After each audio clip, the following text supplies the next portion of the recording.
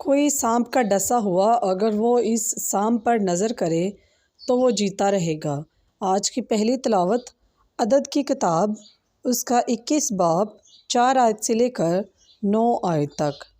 پھر انہوں نے کوہ حور سے بحر کلزم کے رستے پر کوچ کیا تاکہ ادوم کے ملک سے گھوم کر جائیں، اور اس سفر کے سبب سے لوگوں کے دل تنگ ہوئے اور لوگ خدا اور موسیٰ کے خلاف بولے اور کہا، تو ہمیں مصر سے کیوں نکال لایا تاکہ ہم بیابان میں مر جائیں، کیونکہ یہاں پر ہمارے لیے نہ روٹی ہے نہ پانی ہے، اور ہمارا دل اس ہلکے کھانے سے نفرت کرتے ہیں۔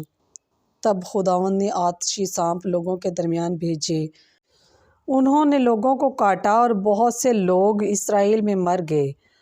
تب موسیٰ کے پاس آئے اور کہا کہ ہم نے گناہ کیا کہ ہم خداوند کے اور تیرے خلاف بولے، سو تو خدا سے دعا مانگ کہ وہ سانپوں کو ہم سے دور کرے۔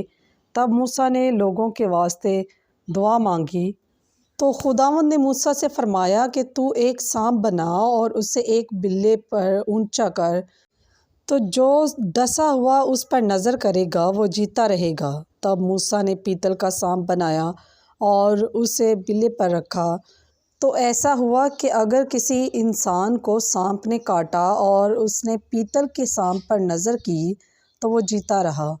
پس پاک کلام کے پڑھے اور سنے جانے پر خداوند کی خاص برکت ہو۔ خداوند کا شکر ہو۔